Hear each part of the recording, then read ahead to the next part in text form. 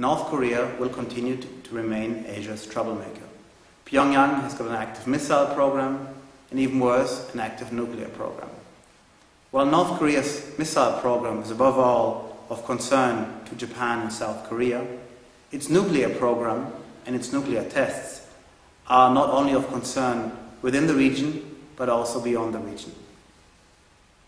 What's worse, at least from an international perspective, North Korea finds itself in the process of a potentially unstable leadership transition process.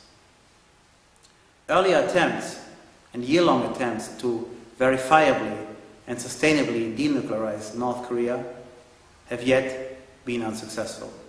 In the framework of the so-called six-party talks, a multinational forum consisting of China, the US, South Korea, North Korea, Japan and Russia, efforts have been undertaken to denuclearize North Korea.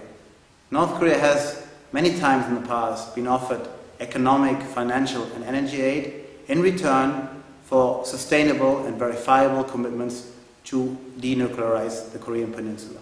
These efforts, however, have been unsuccessful, and the six-party talks have remained stalled effectively since the end of 2009.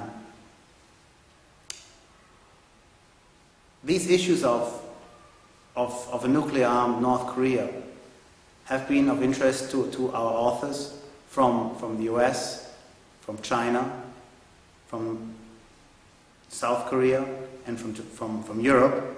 And these authors, invited by ISPI, analyze and elaborate on North Korea's policies towards China, on China's policies towards North Korea, on Japanese policies towards North Korea, and naturally also on US policies towards North Korea. While China, as one of our authors argues, finds itself in the position of being obliged to continue to re-engage North Korea politically and economically, it would also have to find a balance of not engaging North Korea too much, in order not to allow too much of North Korea's nuclear brinkmanship. Japan, on the other hand, our author argues, will continue to remain on the sidelines of this negotiation process. Like in the past, North Korea will most likely continue to ignore Japanese attempts to join the other multinational coalition to denuclearize North Korea. In other words, Japan will continue to, in a very limited fashion, seek to politically and economically North Korea, while North Korea will continue to ignore Japan.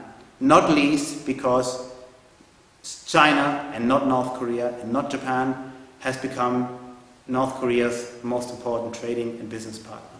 More than 75% of North Korea's external trade is taking place with China, and China will continue to remain the most important investor in North Korea.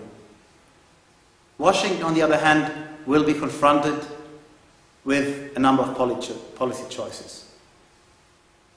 President Obama has, in the recent past, a few times announced to re-engage, to resume US engagement policies towards North Korea, and yet every time these engagement policies could have been successful, every time this happened, North Korea, at the very last minute, turned to political provocation, decided to test a missile, and decided to interrupt and terminate US attempts to resume the US engagement policies towards North Korea.